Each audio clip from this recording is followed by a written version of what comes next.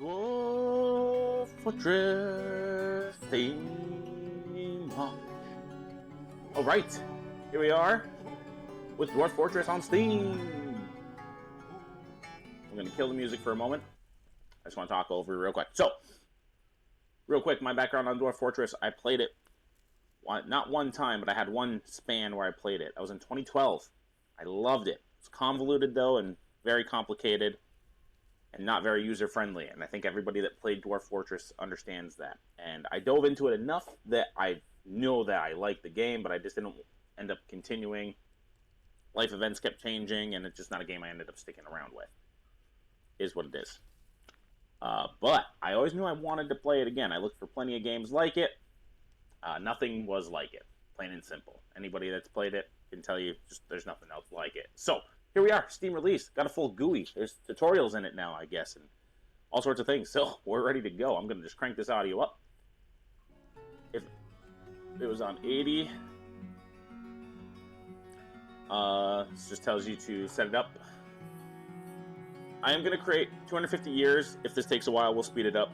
I'm going to leave everything default. Initially, I don't know enough of the game to start making changes. I just don't. So we're just going to leave it default and create the world. Let's see how long this takes. Like I said, if it does take a while, then we're gonna speed it up. I won't skip it, but I will at the very least speed it up if it starts taking a little bit.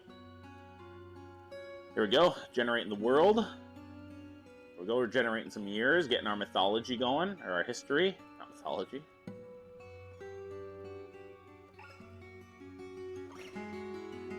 Getting all of our different civilizations and our year 100. It would have stopped right there just now, but I want more history.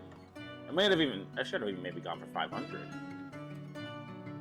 This music jams, man. And when it hits 100, it really slows down. It's just got so much more to deal with.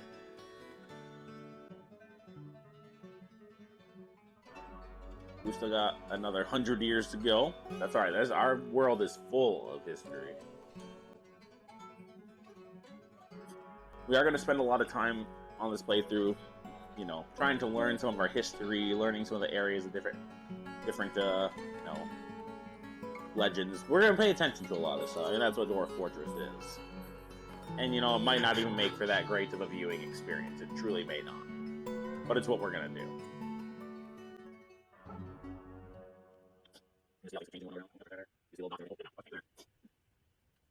Guessing all the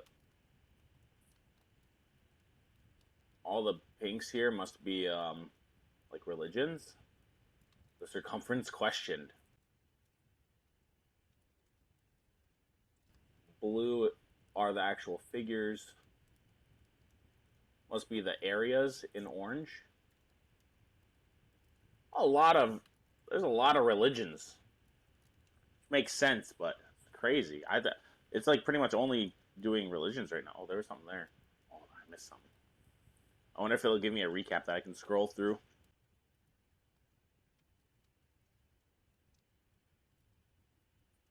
We're just relaxing right now.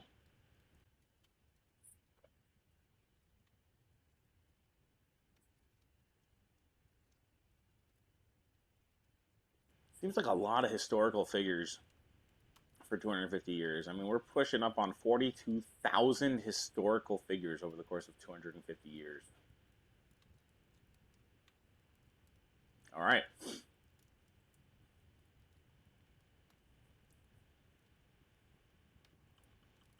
Okay, so here's our world that we have generated. We got all the detailed description of what I'm hovering over pops up over here. To the best of my understanding and knowledge, you definitely want to be by a river of sorts. You definitely want that. Good water source. Gotta keep the dwarves, gotta keep them well hydrated. What we got here? So we got the stream here is the Quake of Ringing. The stream's over here. It's too long.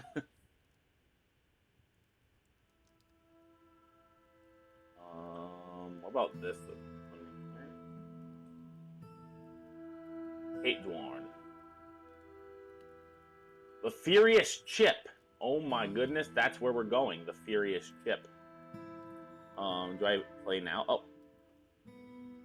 I didn't select the location. I don't, like, it's been a long time. Like I said, I played this in 2012. I followed nothing of the updates. I don't know how the GUI, I know it's changed. I know that we have one. I know it's supposed to help things be more understandable for those of us who didn't really dive into it before, because we were a little bit put off by, you know, key movement only and whatnot. I did use a texture pack that helped out with that, with the understanding. That's the reason why I played as much as I did. I wouldn't have played at all if there was no texture pack, but it was still really, really difficult to get into.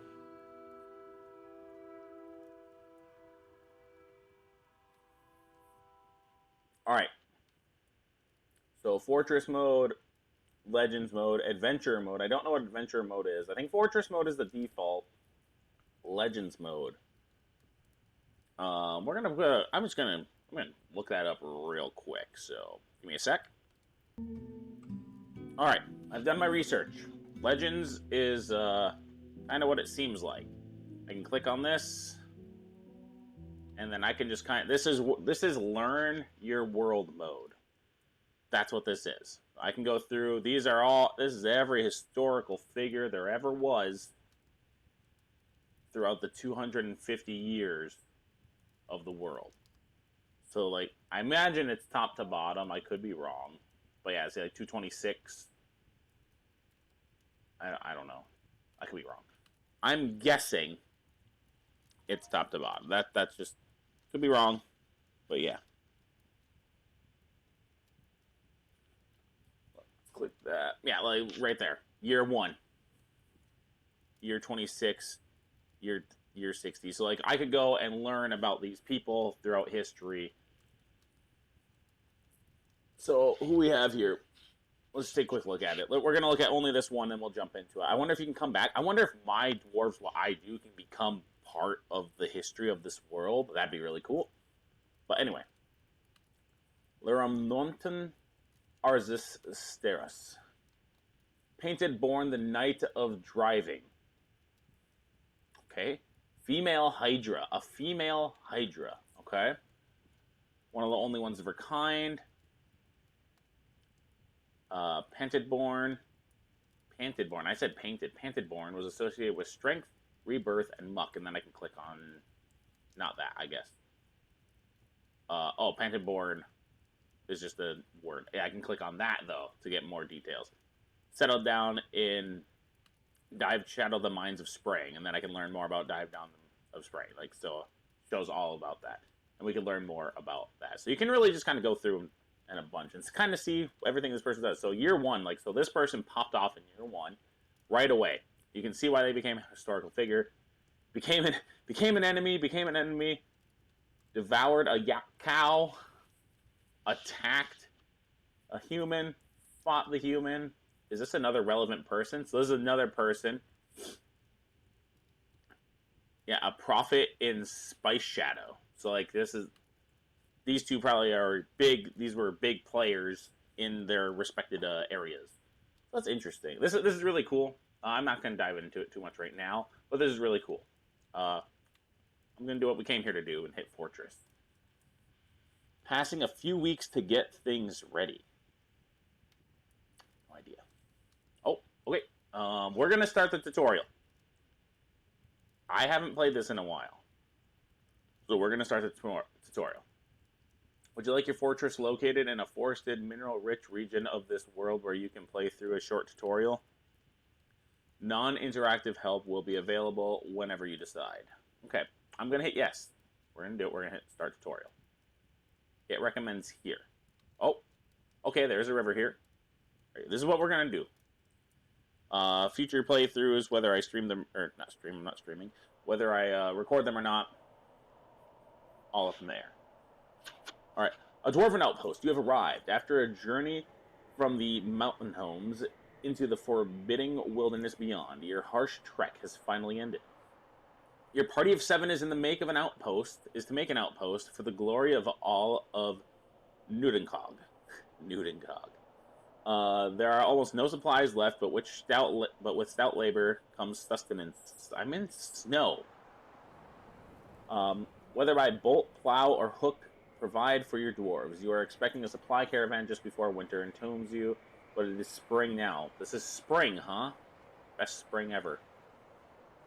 Looks like spring in Wisconsin. Enough time to delve secure lodgings. Ere the dingoes get hurt, hungry. A new carpenter of Jesus Christ, reading is my forte apparently. A new chapter of dwarven history begins here at this place. Ficodidash, glazed moistened. What? Ficodidash, glazed moistened. Strike the earth. WASD, move the camera. I get that. Elevation, roll the mouse wheel. So I'm on level 39. I can also use E to go out and C to go in. Camera's probably the easiest, or with the mouse wheel. When your viewer is in the air above the tiles, you can see below them. You can only interact with options on your current elevation. The view will be dark underground until you begin mining. You can move the camera to the surface with the surface button highlighted. The F1 key will recenter on your wagon. Music's good. Will it? Okay, yeah. So I can always hit F1 regardless of my level. So that's nice. I like that. Using... Oh, okay, so you can actually zoom the play area by holding in control. Okay, I like that. It's time to get to work. Let's start by digging a stairwell into the ground. There may be plenty of hillside to dig into, but you'll want to seek wealth below the surface. Mining tasks are designated on the play area. Begin by clicking the highlighted mining button. Bam. There are several ways to mine. Stairwells, which is selected right there, start at one elevation and are completed at the next. Click the surface to move the camera. Oh my god, this music gets so intense. Might need to kill the music a little bit. Not kill it, but just bring it down a little. It gets really intense. Click the surface, move the camera down one level, and click the underground. Reversing the order also works. So, we got stairwell. Let's make it just right. Oop. So let's just let's go right here. Boom. And I have to go down a level.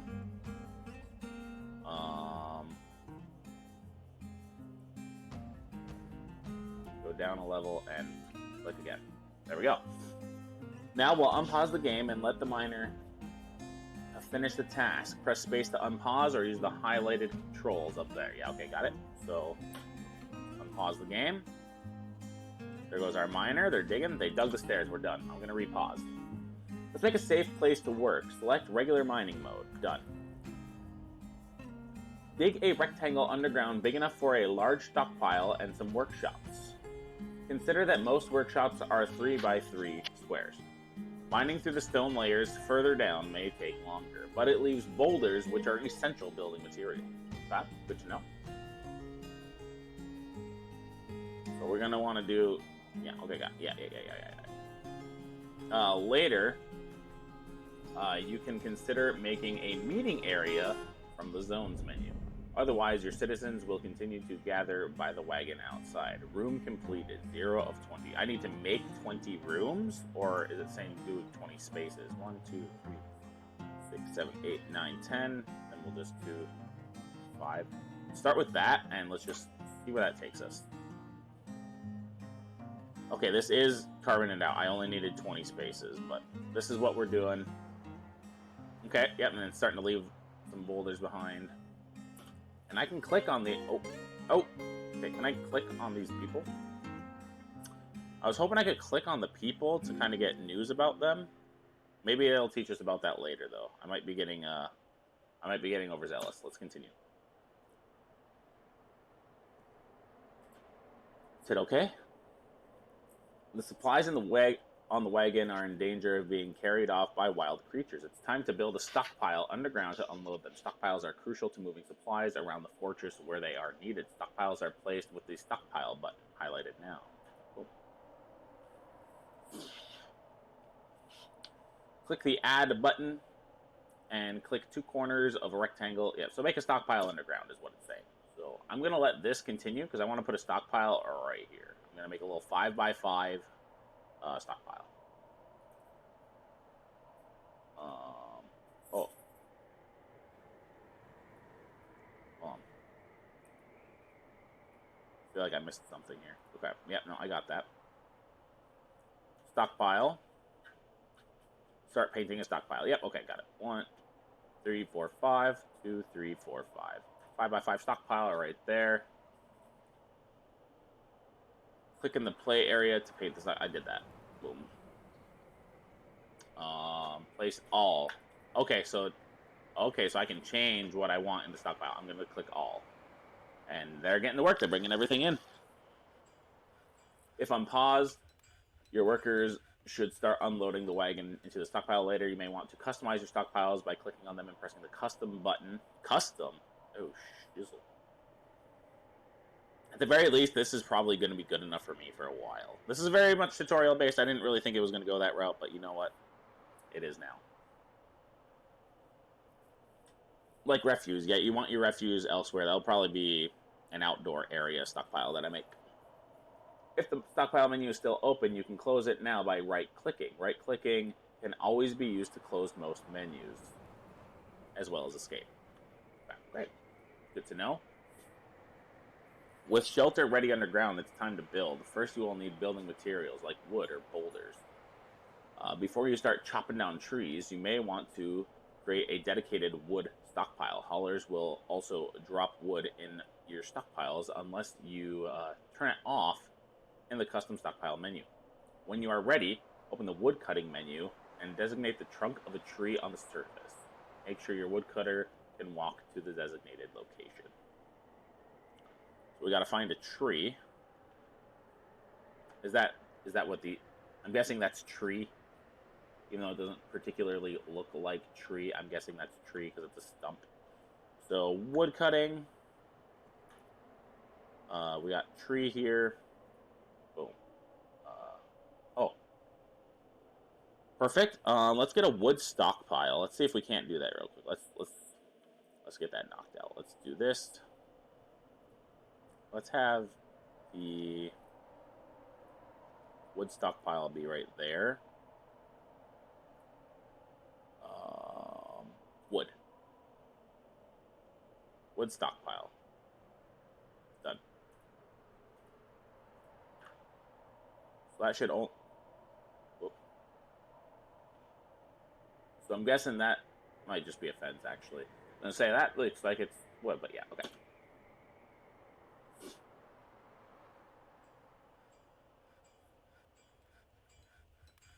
So he's chopping it. And 5 pieces of wood came out. The haulers go grab it. They're going to bring it to the wood stockpile. I'm a natural at Dwarf Fortress, guys. Now that you have the building material, it's time to start building. Workshops are one of the many buildings you can place with the highlighted build button. Click it now. Most workshops require building materials such as wood or boulders. If you have some wood stockpiled, you'll be able to place a carpenter's workshop. Click Workshops Carpenter and place the shop in an empty area on the surface or underground. I'm going to go with underground, so let's go Workshops. Where's Carpenter? Carpenter. Let's go to my underground location. Should I build an offshoot for him? Let's build an offshoot for him here. How big was that? Let's double check. Workshops. Carpenter. It's a 3x3, just like the game said. So we'll give him a little offshoot here from this main area. And this might be a little in-depth for what they want, but it's what I'm doing. And then, boom.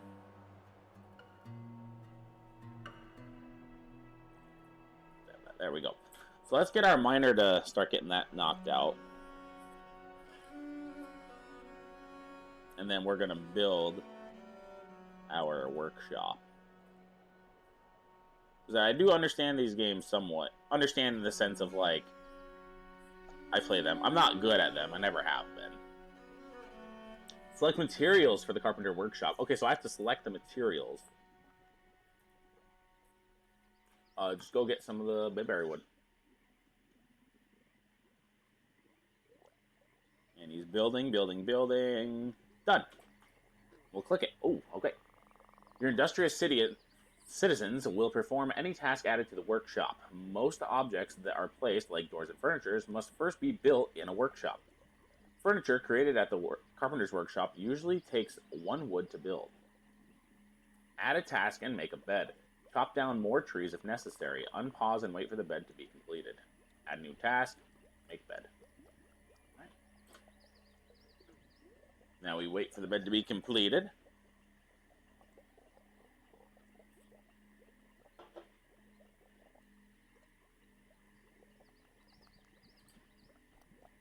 Now that you have a bed, you can place it in the fortress. Use the build menu to place it in a room underground, just like the workshop. Dig a new room first if you like. Okay, yeah, so we're going to make a bedroom. Yeah. Beds are found in furniture. Unlike workshop, beds must be placed underground, okay? So let's build the bedroom. Just do that.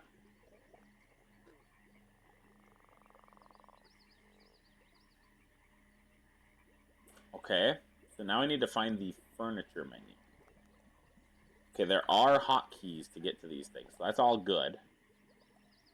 Okay, B is just place structures in general.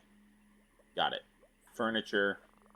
So if I do play this game enough, which I do think I will even. There are hotkeys to learn. I should probably try to learn those. Oh, beds are a 1x1. I did not think that. Yep, build out of the bayberry. And there we go. Now you have a bed, you can place it in the fortress. I did that. Place bed. With a bed placed, your workers will have somewhere to sleep. Later, you can create a room with a door and use the zones menu to assign it as an official bedroom for each resident. I think you can make like a sleeping hall too, so that not everyone has their own individual bedroom, but there's at least like a place where the dwarves can go to sleep. I think that's a thing. The rest of the interface is now enabled. You can click the creatures and items, just as you can on the buildings. Oh, okay, so that's probably okay. So I couldn't do it before because they got rid of that. So it is a thing you can do. Holy Christ. Left glove, right glove, sock, shoe. You can have 2. That's amazing. You don't have shoes. You can have 2 different shoes. I love this. Skills. Okay.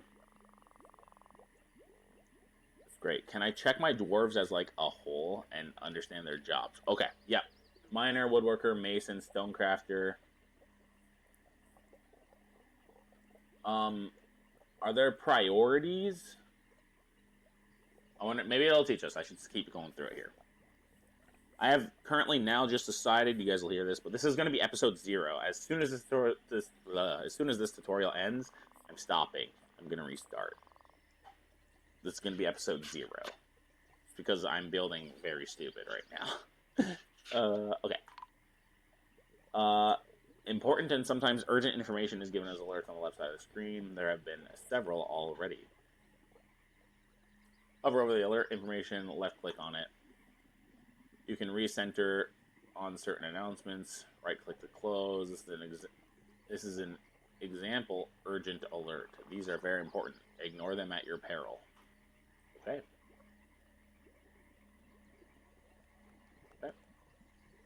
All right, here's where I can. Okay. Left click for recenter and expand options. Right click to dismiss. You have struck tetrahedrite. Does it show me where? So like if I.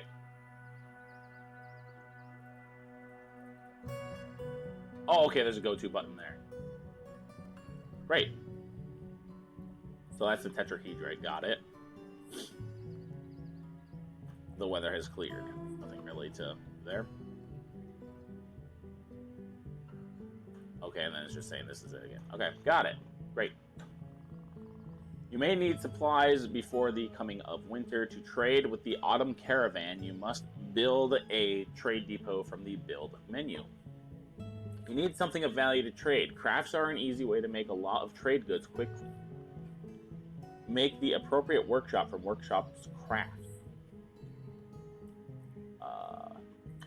An obvious material to use to make crafts is rock. If you dig down enough layers, you will find a near infinite amount of boulders of various kinds with some rough gems if you're lucky. Gems can be cut at the jeweler's workshop and crust them on crafts and other items to add even more value.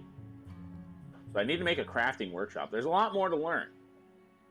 As you enter new menus, there will be information and tips. The help button on the top will more guides. Click it now, and this tutorial will be included. Boom. Okay. So if I ever, is there a search within this, or do I gotta just find it? Okay.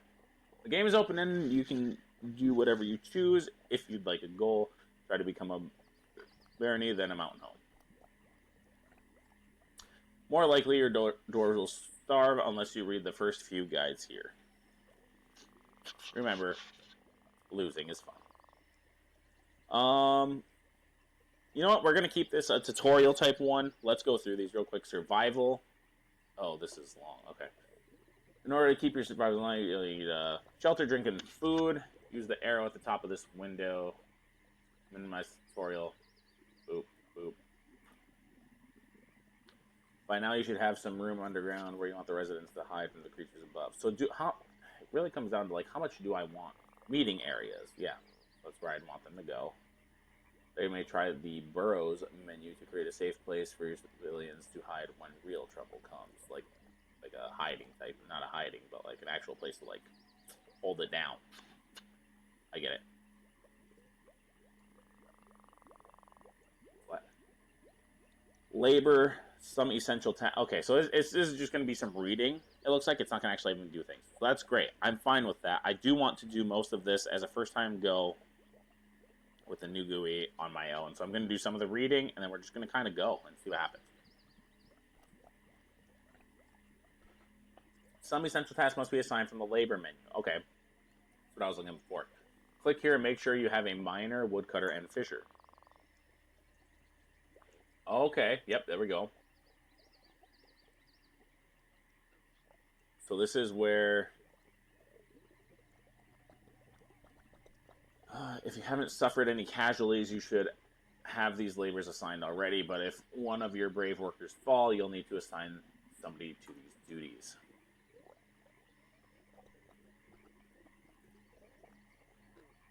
Haulers. Everyone does this. Bravers.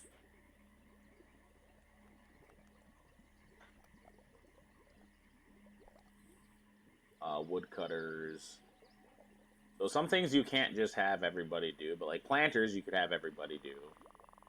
Fishers, only the selected. Actual fisherman. Plant gatherers, everyone can do this. And then you could do only the selected, and then, like, I could make it so that my mind... So this is the priorities path, basically. This is how you can start designating who does what. Like, if I don't want, like... If I'm not really... Expedition leader isn't probably doing anything in particular in the area.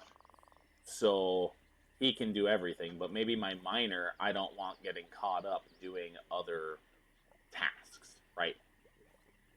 So maybe where it says planters, instead of everyone does this, I could do only selected and select everyone that isn't my... what's this do? This worker is not specialized and will do any... Oh, okay, hold on. That's different. That might just be better to do that. If I specialize the worker... This worker is specialized and will only do tasks that match their workshop assignments, work details, and occupations. Okay, so now this person will only mine, because I locked them into mining. Okay.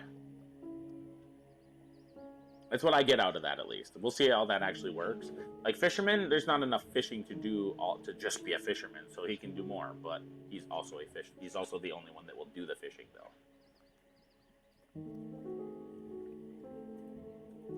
Like haulers, this person doesn't haul. They're locked in. I believe that's what that means. We're gonna move on. 2 ways to make drinks: brew alcohol from a still. It's another workshop.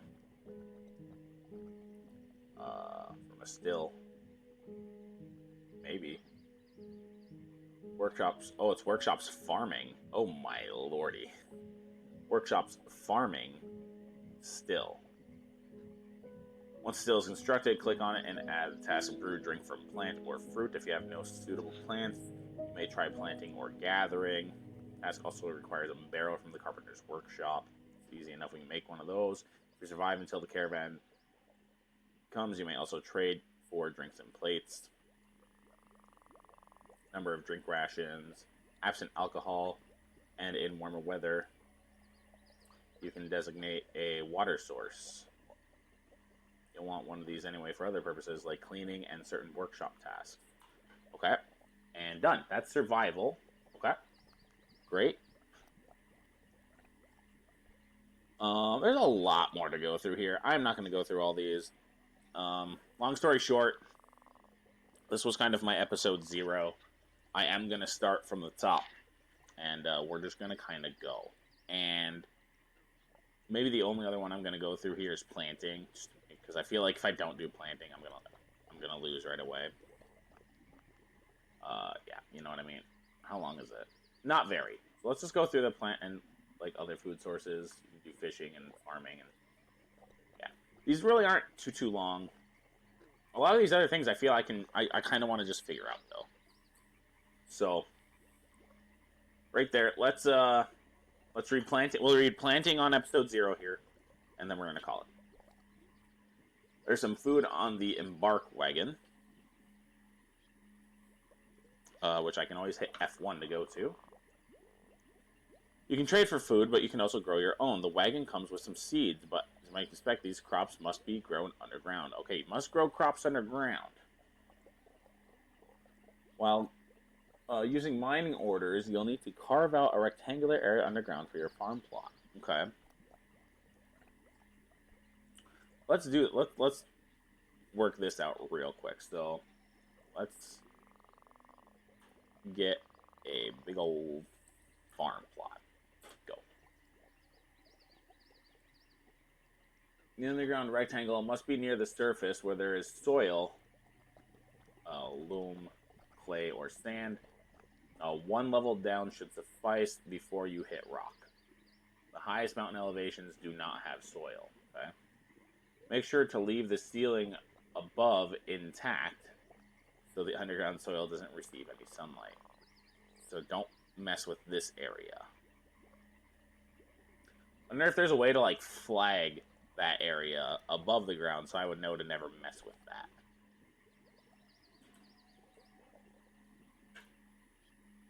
When a subterranean with a subterranean soil floor exposed, you can place an underground farm plot.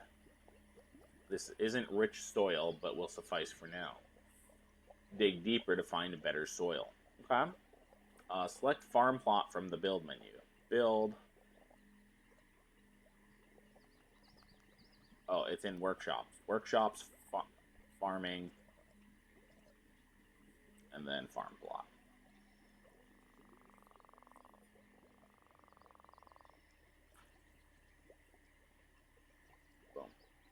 You need to select the crops to be grown each season. Click on the farm plot you placed to pull up the farming menu. Plump helmets are edible, and the default wagon comes with plump helmet spawn, which are their seeds. Note that you can obtain above ground seeds from trade or by eating gathered plants, but above ground farming exposes your planters to dangers and the elements. So there are above ground things to do. I wonder if that's better, worse, or just another option. Now your planters. Okay, yeah, so I'd have to click this. Oh, you have to wait for the construction. Okay. Let the construction happen. Now your planters, those with access both. Now your planters, those that can access both the farm plot and the spawn, will plant the field.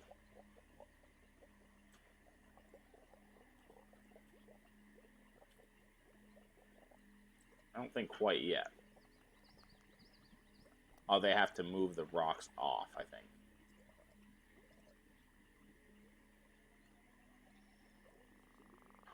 Is it still constructed? Okay, it's constructed.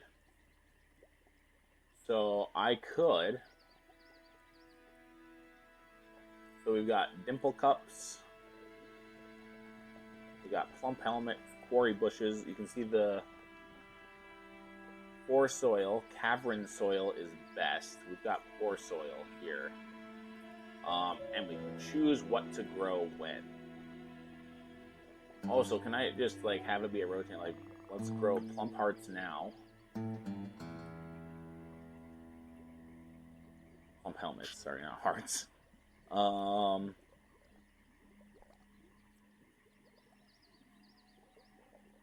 Like, is there a reason I wouldn't grow something every season? Like, I would think you'd always want to be growing food so that you have food. But then, like, in summer, I could do plump helmets again. Like, let's just keep growing plump helmets. They grow year-round, which is really nice. So we'll do that.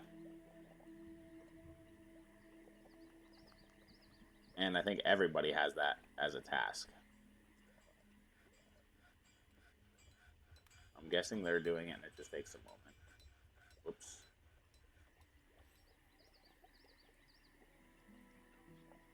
No seeds. Oh. Hold on. The lack of seeds makes that challenging. What do I have here? What kind of seeds do I have?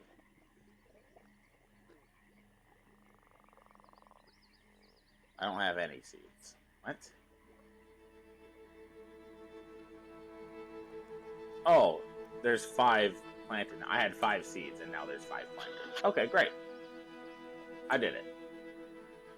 If you'd like to focus a few of your citizens on farming, which gives skill benefits, you can assign them the planters work detail from labor. Fertilizer and skilled planters have a direct impact on crop yield. These effects are more pronounced deep underground, where you can locate the cavern biome. Okay, yep, more pronounced. And it's rich soil. The cavern biome is deep underground for the rich soil. Got it. Potash is the fertilizer of choice, and it can be created in the ashery using ash from wood burned in the wood furnace. A water source zone and a bucket are also required. Fertilizer is not needed to farm. Simple enough. Okay, like I said, right with that right there, we are going to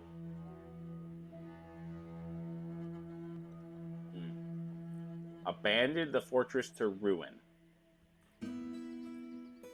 Fort will be saved, but you will need to reclaim the fort to play here again. We're going to abandon it to ruin. Your settlement has been abandoned. Save world. Save to this timeline.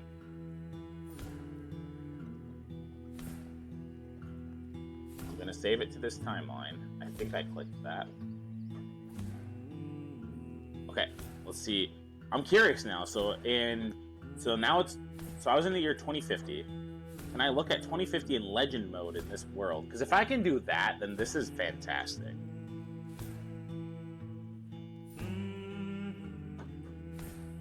Yeah, it says saving history.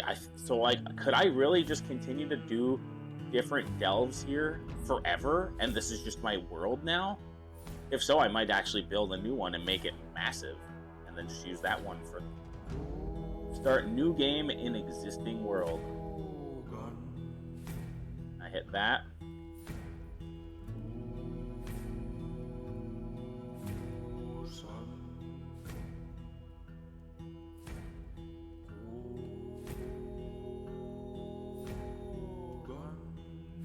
Alright, so if I hit legends, I'm not gonna, it's probably not gonna be a legendary thing. I might not even be able to find it. Chronicles by age. Not relevant. Sites. Oh yeah, there it is. That's it. In the early spring of 250, the wire of discovering of the regal boots founded Glazed Moisen. And then all these dwarves settled there. The wire of discovering abandoned the settlement. And the mischievous Inks, who are they? Was a dwarven group from the domain of typhoons. So I left, and these people immediately moved in. Oh, that's great. Oh, this is amazing. Okay. I'm not going to abandon this world. It's the first ever world, but I am going to create a new world. I'm going to look up some recommended new player settings. I'm going to do a 500-year history. It's going to take a while. I don't care. We're going to do a 500-year history. I'm going to figure out what makes sense. Maybe I may even make it large. Like, I want to make this world be the world I play. Like, this is my Dwarf Fortress world. That's going to be the goal. So I'm going to do some digging, try and figure out what might be the best settings for doing that. But yeah, so that was episode 0. I'll see you back with episode 1. Yeah, oh boy. This is, oh boy. Let's go.